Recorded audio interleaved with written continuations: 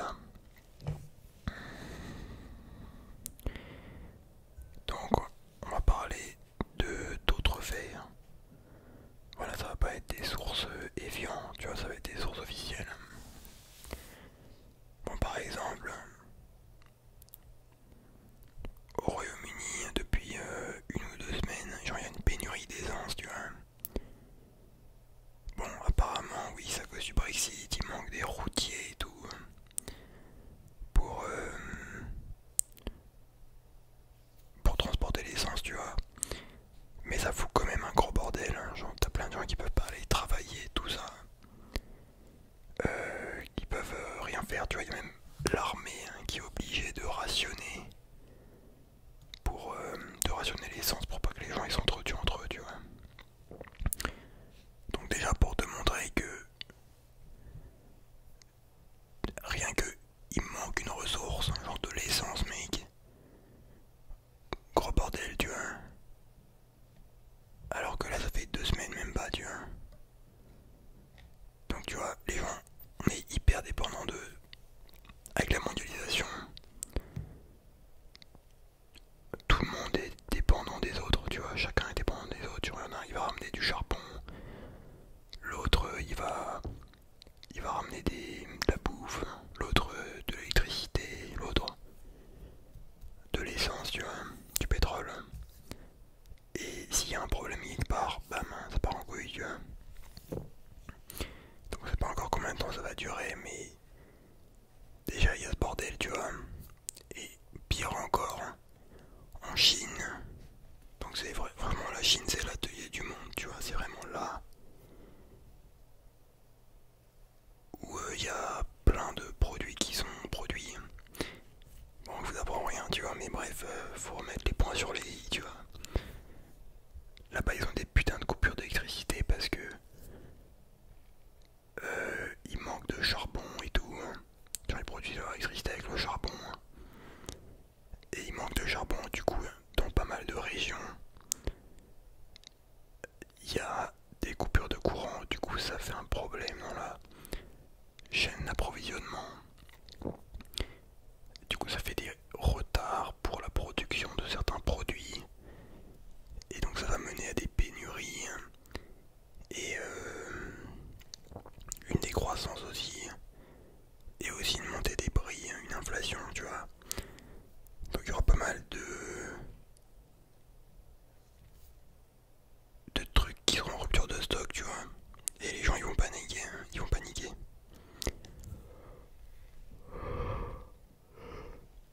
Je sais pas pourquoi des fois quand je fais de la l'ASMR je retiens ma respiration en mode je suis en apnée, tu vois.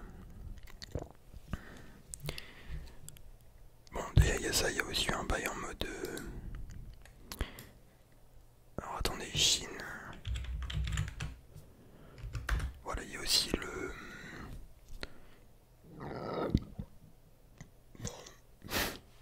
désolé, c'est ma pizza à 3 fromages d'avant qui remonte. Il y a le la deuxième plus grosse entreprise immobilière de Chine est en train de faire faillite. Et pareil, ça va faire un effet domino. Enfin, ça va faire, genre, potentiellement, très probablement, un gros bordel parce que, du coup, cette entreprise qui construisait des immeubles, tout ça, des logements, si elle fait faillite, du coup, les matières premières qu'elle achetait à d'autres entreprises pour faire ses logements, bah elle va plus les acheter vu qu'elle va plus produire de logements. Du coup, l'autre entreprise elle va vendre beaucoup moins de matières premières et elle va peut-être à son tour faire faillite et ainsi de suite, tu vois, ça crée un gros bordel comme ça. Genre là apparemment on est dans une pire situation que avant la crise de 2008, tu vois. Bon, la crise de 2008, on était jeunes, on l'a pas trop ressenti, tu vois, mais il y a quand même des millions de personnes qui ont perdu leurs emplois. Bref, du coup, tu vois, t'accumules toutes ces conneries. Pénurie d'essence, coupure de courant, faillite d'entreprise, c'est déjà pas hyper beau. Plus la crise du Covid. Dans certains pays apparemment, genre, comment dire,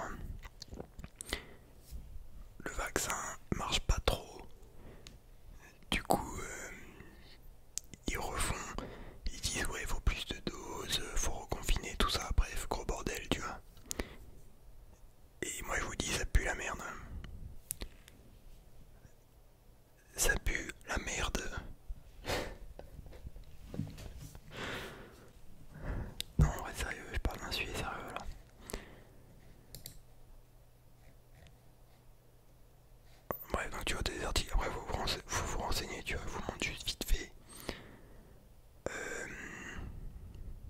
Comment dire, le sommet de l'iceberg, tu vois. Et pareil en France, du coup, t'as des augmentations du prix des carburants, des matières, genre des énergies, tu vois, genre le gaz. Prix du gaz depuis 2015. Hop, t'as vu comment il a monté. Attends, mais il a monté comme ça, si, depuis deux. Bam, tu vois. Bah, je vous dis, ça sent pas très bon. L'hiver, il va être assez froid pour certains, tu vois.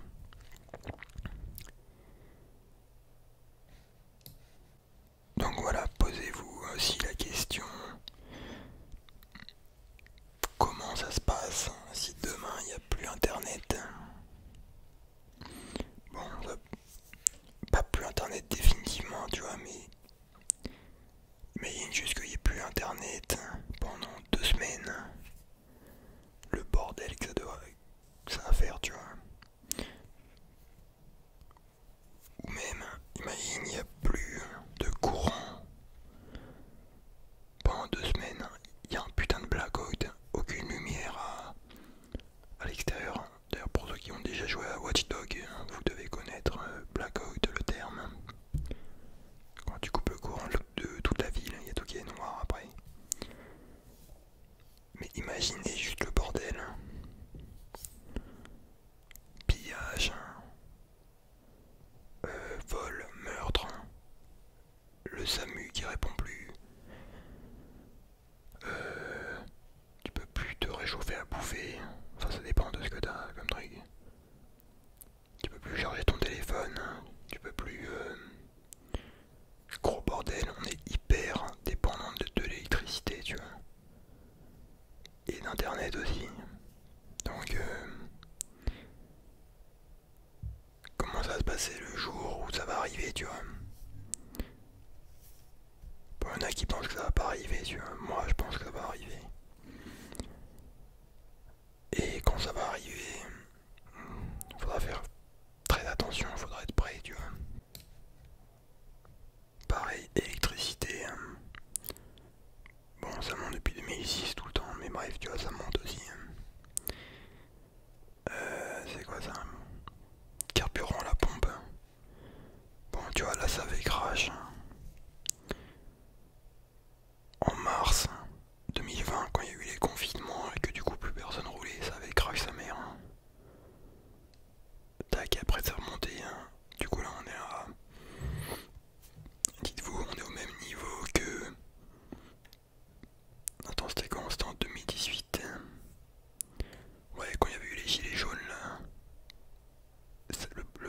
Le prix du carburant, de l'essence, tout ça, il avait atteint un putain de... Bah 1,56 € le litre, tu vois. Les gilets jaunes, ils avaient pété un plomb, il y a eu pendant des mois des putains de manifs. Et au final, là maintenant, on revient. On est même plus cher qu'à l'époque. Quand les gilets jaunes avaient pété un plomb, tu vois. Et bon, maintenant t'as aussi des manifs, tu vois, anti-pass sanitaire,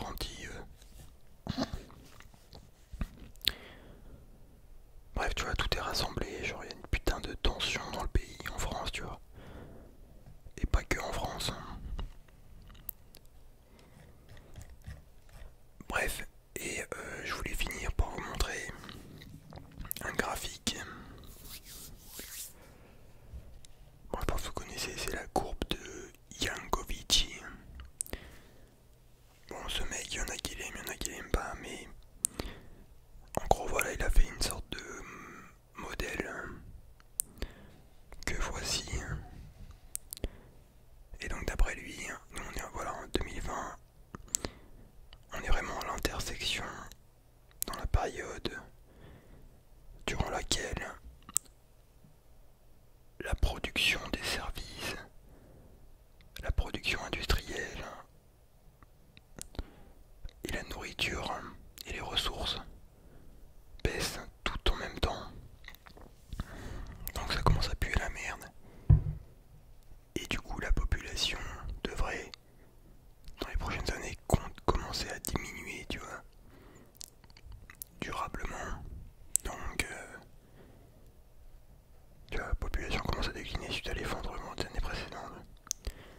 Bon, lui, je fais des voix bizarres, je sais pas pourquoi les gars. Bon, lui, il dit c'est à partir de 2030 que la population va commencer à diminuer, mais je pense pas du tout.